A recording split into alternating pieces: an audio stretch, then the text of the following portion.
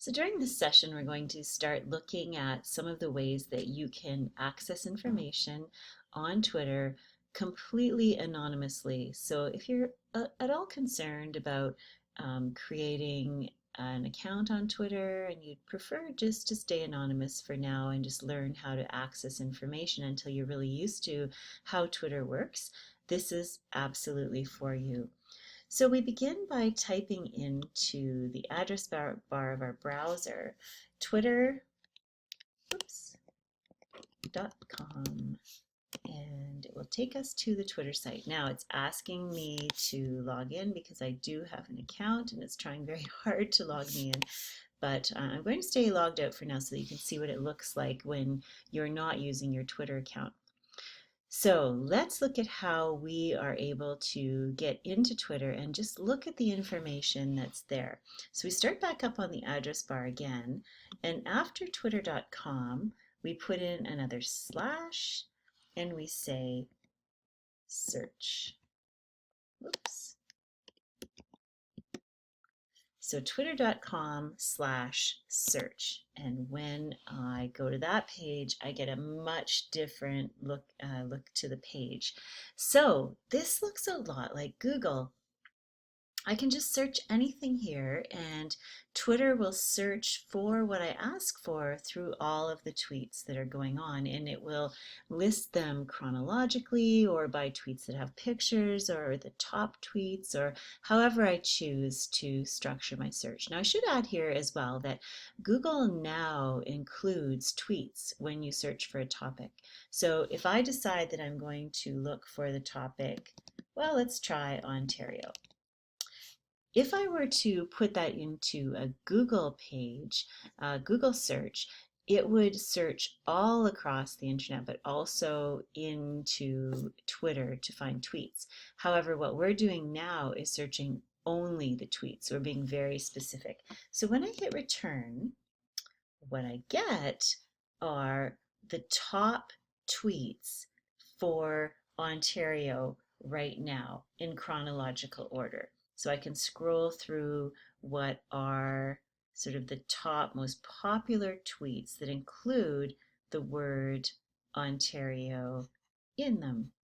Now I can also choose to look just at the pictures of what's going on in Ontario right now, which is kind of cool.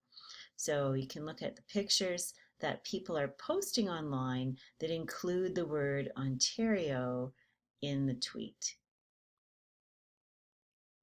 And of course, lots of moon pictures after the supermoon, blood moon, eclipse of the moon last night in Ontario. You can also look at what the live tweets are. So the chronological display of all of the tweets that include the word Ontario. The problem with this is quite often you'll get some Twitter account that's just blasting out stuff right now. So you get sort of the same thing over and over again. Well, it's not too bad, but sometimes that'll happen. So let's try another search. This time when I go back up, I go up to the search bar up here, and let's try searching for my hometown, which is Thunder Bay, and see what we get. Okay, so top tweets for Thunder Bay. It's also suggesting some accounts I might want to follow. Of course, I can't follow them unless I have an account of my own. And so here are some of the top tweets of what's going on in Thunder Bay. And I'll do this just, to check and see, kind of get a feel for what's happening in Thunder Bay right now, because you have all kinds of people out there just sending out tweets. And if it's about something that's happening in Thunder Bay and they use the word Thunder Bay in the tweet, then it's going to come out. Now you have to keep in mind that just like any search on Google, it's not necessarily the Thunder Bay that you're looking for. So it's only as reliable as the fact that it's searching for those two words. We often get tweets about thunder in San Francisco Bay, for example.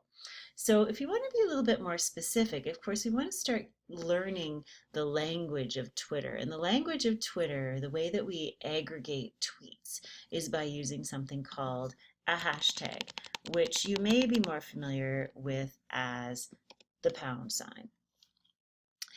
We're going to talk a lot about hashtags as this week goes on. So for now, we're just going to look at what happens when we understand a few of the popular hashtags that we could use. So whenever I'm doing a demonstration on Twitter, I love to use the hashtag FDK, particularly with educators. So I hit FDK, sorry, hashtag FDK, and then I always put a space after it to demonstrate that that's the end of the hashtag, and I hit return, and let's see what I get. Well, FDK is the hashtag that is used for full day kindergarten. So anyone who's using the hashtag FDK to post things will come up under this search. And so what we get is a beautiful look at some of the amazing things going on in full day kindergarten classrooms all over.